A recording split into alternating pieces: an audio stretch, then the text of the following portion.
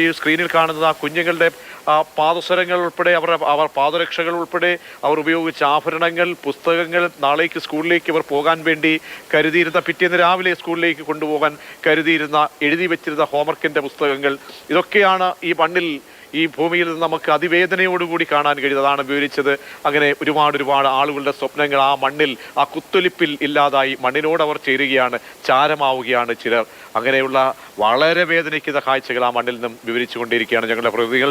അനന്തനിലേക്കും മാർഷലിലേക്കും നമുക്ക് പോകാം.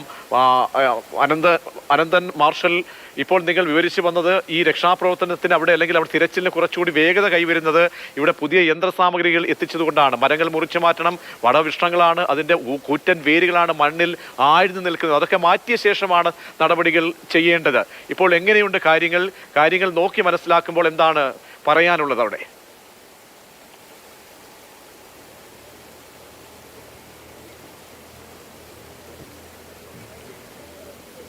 പ്രതീക്ഷ, ഇപ്പോൾ രക്ഷാപ്രവർത്തനം സജീവമായി തന്നെ പോകുന്നു. ചൂരൽമല വില്ലേജ് ഓഫീസിന് സമീപം രക്ഷാപ്രവർത്തനം കാര്യക്ഷമമായി തന്നെ നടക്കുകയാണ്. ഇവിടെ ഒരുപാട് അവശിഷ്ടങ്ങൾ മാറ്റാൻ കഴിഞ്ഞു ഓരോ ഭാഗത്ത്. കാരണം ഇത് മല പോലെ കിടക്കുകയാണ്. അതിൽ നിന്ന് എങ്ങനെയാണ് ഒരു ഭാഗം തുടങ്ങേണ്ടത് എന്നുള്ള ആശയക്കുഴപ്പം ഉണ്ടായിരുന്നു. പക്ഷേ ഇപ്പോൾ 4 ഭാഗത്ത് നിന്ന് ഈ യന്ത്ര കൈകൾ ഉപയോഗിച്ച്, എനിക്ക് തോന്നുന്ന ക്യാമറ ഞങ്ങളെയാണ് കാണിച്ചിരുന്നത്, അതിന് ദൃശ്യങ്ങളിലേക്ക് പോകാമെന്ന് തോന്നുന്നു. ഞങ്ങൾ നിൽക്കുന്ന സ്ഥലത്ത് നിന്ന് കുറച്ച് ഉയരത്തിലാണ് ക്യാമറ നിൽക്കുന്നത്. കാരണം മരങ്ങളുടെ കൂമ്പാരത്തിന്റെ ഏറ്റവും മുകളിലാണ് സജിയും ഷാജു ചന്തപ്പുരയും ആ ക്യാമറയുമായി നിൽക്കുന്നത്. അവർക്ക് അവിടെ നിന്നാൽ മാത്രമേ ആ ദൃശ്യങ്ങൾ കൃത്യമായി പകർത്താൻ കഴിയൂ. ഈ മനുഷ്യരുടെ അധ്വാനം, ഈ ജനങ്ങൾ ഒരുമിച്ച് കൈകോർത്ത് നിന്ന് അവരുടെ സഹോദരന്മാരെ ഈ മണ്ണിനടിയിൽ, ഈ ചെളിക്കടിയിൽ തിരയുന്ന ഈ കാഴ്ച, അത് ജനം കാണണം, കേരളം കാണണം, അവർക്കൊപ്പം മനസ്സുകൊണ്ടുണ്ടാകണം. ഒരു കാലാവസ്ഥയിൽ നിന്നുകൊണ്ടാണ് ഈ പ്രവർത്തനങ്ങളൊക്കെ നടത്തുന്നത്. ആ കാഴ്ചയാണ് മാതൃഭൂമി ന്യൂസ് നിങ്ങളിലേക്ക് എത്തിക്കുന്നത്. ഇത് കണ്ടുകൊണ്ട് നിങ്ങൾ ഇവർക്കൊപ്പം ഐക്യപ്പെടണം. ഇവിടെ അനുഭവിക്കുന്ന ഈ കഷ്ടതകൾ നിങ്ങൾ അറിയണം. അതുകൊണ്ട് അവർക്ക് എല്ലാ പിന്തുണയും, നിങ്ങൾക്ക് കഴിയുന്ന സഹായങ്ങളൊക്കെ അവിടെ ഇരുന്നുണ്ട്. കാരണം ആരും ഇങ്ങോട്ട് ഇത് കാണാനായി വരേണ്ടതില്ല.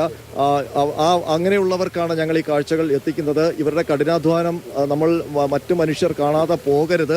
കാരണം ഇത്തരം ദുരന്തങ്ങൾ ഉണ്ടാകാതിരിക്കട്ടെ, ഉണ്ടാവുകയാണെങ്കിൽ അവർക്ക് സഹായവുമായി ഓരോരുത്തരും ഇറങ്ങാനുള്ള പ്രചോദനം കൂടിയാകണം ഈ രക്ഷാപ്രവർത്തനം. കാരണം ഈ മനുഷ്യരൊന്നും ഈ കാണുന്ന വിവിധ നിറങ്ങളിലുള്ള റെയിൻകോട്ടുകൾ അണിഞ്ഞ് ഈ ചാറുന്ന മഴയത്ത് ഈ ചെളിക്കുള്ളിൽ നിന്ന് രക്ഷാപ്രവർത്തനം നടത്തുന്നവരാരും ഈ സർക്കാർ സംവിധാനത്തിന്റെ ഭാഗമായിട്ടുള്ളവരല്ല. അങ്ങനെയുള്ള ഉദ്യോഗസ്ഥർ കുറവാണ്. ഇവിടെ വന്നിരിക്കുന്നതെല്ലാം, രക്ഷാകരങ്ങളുമായി എത്തിയിരിക്കുന്നതെല്ലാം ഈ നാട്ടുകാർ അല്ലെങ്കിൽ മറ്റ് സ്ഥലങ്ങളിൽ പ്രവർത്തിക്കുന്ന സന്നദ്ധ സംഘടനകളൊക്കെയാണ്. അവർക്ക് യാതൊരു ലാഭവും ഇതുകൊണ്ടില്ല. അവർ മനുഷ്യ സ്നേഹം കൊണ്ട് മാത്രമാണ് ഈ ഒരു രക്ഷാപ്രവർത്തനത്തിന് ഇറങ്ങിയിരിക്കുന്നത്. അവരുടെ കൂട്ടായ്മ, അത് നമുക്ക് ഇവിടെ കാണാൻ കഴിയും. ഇതൊക്കെ ഒരു വലിയ സന്തോഷം നൽകുന്ന, ഈ ദുരന്തഭൂമിയിൽ നിന്ന് നമുക്ക് സന്തോഷമെന്നല്ല പറയേണ്ടത്, ആശ്വാസം നൽകുന്ന കാര്യം കൂടിയാണ്. ഇത്രയേറെ മനുഷ്യർ, 100 കണക്കിന് മനുഷ്യരാണ് ഇവിടെ രക്ഷാകരവുമായിട്ട് ഇവിടെ അണിചേർന്നിരിക്കുന്നത്. അവരുടെ കഠിനാധ്വാനത്തെ നമുക്ക് ഒരിക്കലും വിസ്മരിക്കാൻ കഴിയില്ല. അവരാണ് ഗവൺമെന്റിനോട് സഹായങ്ങൾക്ക് വേണ്ടി അഭ്യർത്ഥിക്കുന്നത്. ശക്തമായി ഈ രക്ഷാപ്രവർത്തനം മുന്നോട്ട് കൊണ്ടുപോകാനാണ്. ഇവിടെ തടി മുറിച്ചിട്ടിരിക്കുകയാണ്. ഞങ്ങൾ കുറച്ച് വലിയ